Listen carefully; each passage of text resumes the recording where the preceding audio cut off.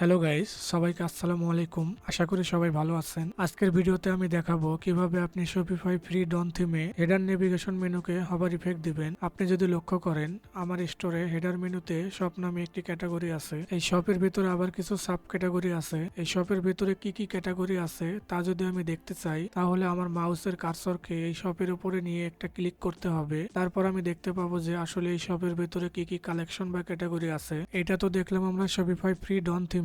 এখন আমরা একটি প্রিমিয়াম থিমে দেখি আসলে এই সেম জিনিসটা কিভাবে কাজ করে। এটি হচ্ছে একটি প্রিমিয়াম থিম। এখানে যদি আমার মাউসের কার্সরটি নিয়ে যাই, তাহলে দেখবেন আমার কোনো ক্লিক করা লাগছে না। শুধুমাত্র আমার মাউসের কার্সরটি কোনো একটা ক্যাটাগরির উপর নেওয়ার সাথে সাথেই এর ভিতরে কি আছে তা আমাকে অটো হভার করে দেখাচ্ছে।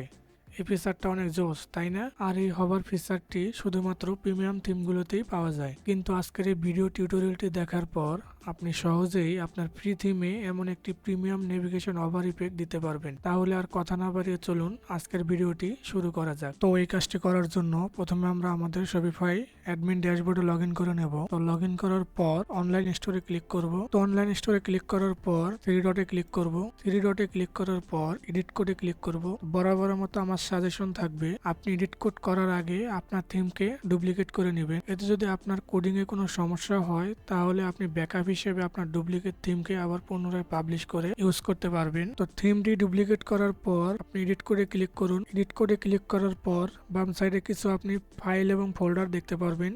এগুলোকে আপনি প্রথমে ক্লোজ করে দিন। ক্লোজ করে দেওয়ার পর এখানে সার্চ বারে ক্লিক করে এখানে টাইপ করুন হেডার, এবং এখানে হেডার টাইপ করার পর এখানে দেখবেন যে হেডার ডট লিকুইড নামে একটি ফাইল আছে।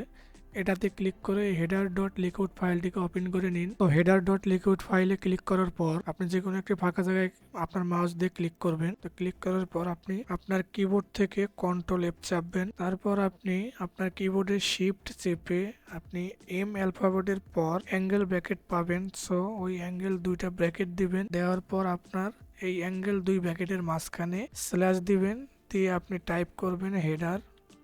তারপর আপনি এটাকে সার্চ করবেন।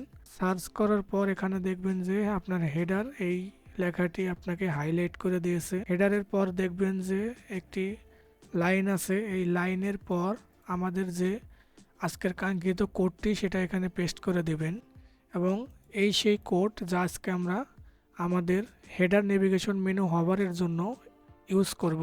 তো সিম্পলি আপনি এই কোডটিকে কপি করবেন।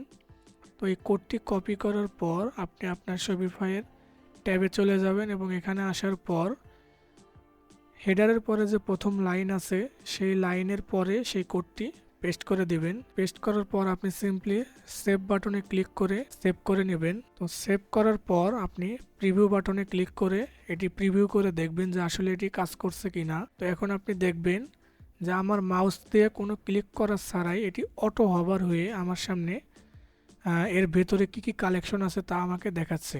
তো সেটা আমরা দেখি। তো আমি যখনই এখানে মাউসটি নিয়ে যাচ্ছি, তখন দেখবেন যে অটো হভার হচ্ছে, আমার কোনো ক্লিক করা লাগতেছে না।